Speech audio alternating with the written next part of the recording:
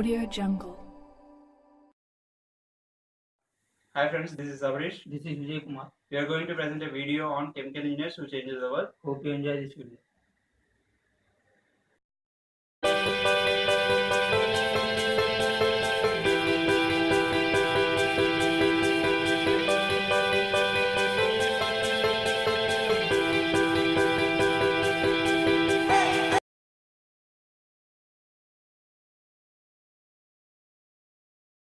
Haber-Bosch process, developed by industrial chemist Fritz Haber and scaled up by the chemical engineer Carl Bosch.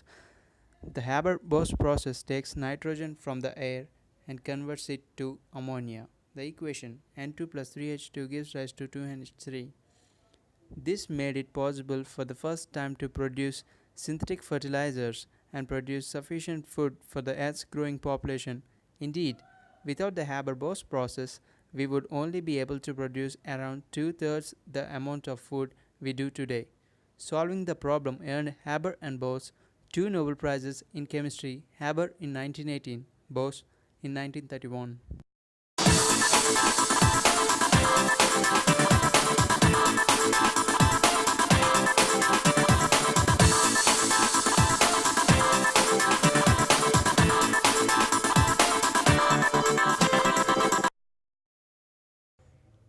Polyethylene or polythene was discovered twice, each time by accident.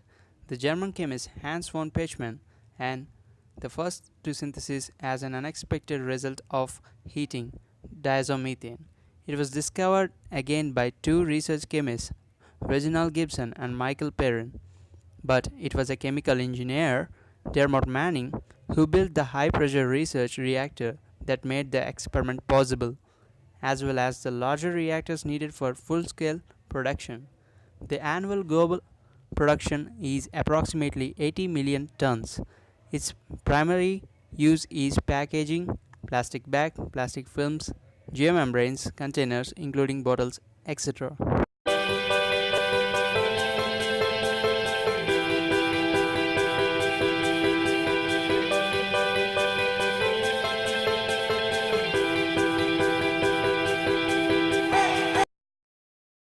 Vladimir Haensel was an American chemical engineer who invented the platforming process, a platinum catalytic process for reforming petroleum hydrocarbons into gasoline.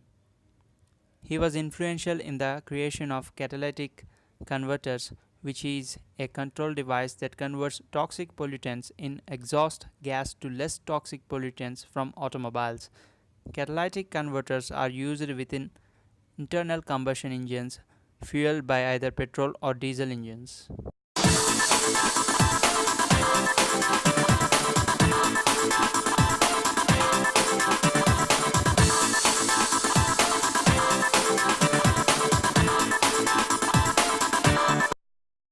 Tomio Wada, hidden pioneer of modern electronics who just so happened to have a background in chemical engineering, developed the world's first liquid crystal pocket calculator, the lowly EL805 pocket calculator launched by Sharp in May 1973.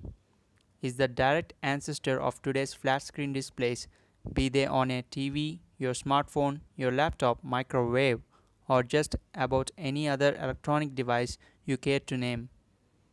Wada studied chemical engineering at Doshisha University near Kyoto during the 1950s, after which he joined Sharp Corporation at its Central Research Laboratory in Osaka.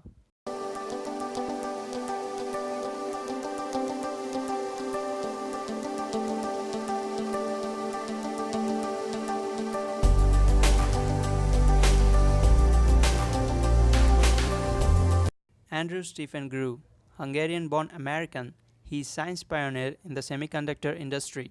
He became CEO of Intel Corporation and helped transform the company into the world's largest manufacturer of semiconductors. He earned a bachelor's degree in chemical engineering from the City College of New York in 1960. Grew has acted as a shepherd of the computer age. In 1997, he was chosen as Time Man of the Year, marking the 50th anniversary of the invention of the microchip, the technology that would form the heart of his career and help change the world we know entirely.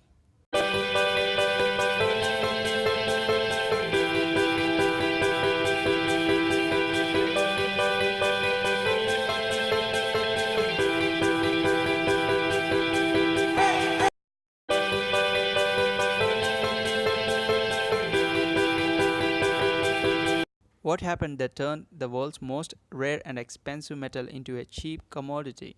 The answer: Charles Hall and Paul Héroult separately developed a commercially viable process for extracting aluminium. The Hall-Héroult process reduced the price of aluminium factor of 200 and transformed the rarity into a commodity. Hall's and Héroult's process are almost identical. The main difference are that Héroult used larger anodes and cryolite only as the basis, while Hall used smaller anodes and added a small amount of fluorspar to the cryolite. Aluminium is one of the most important and widely used metals in the transport, construction, packaging, and electrical sectors. In transport, aluminium is used in cars, engine blocks, cylinder heads, transmission housings, and body panels, trucks and buses, sheet and plate for bodies, in railway stock and in aircraft.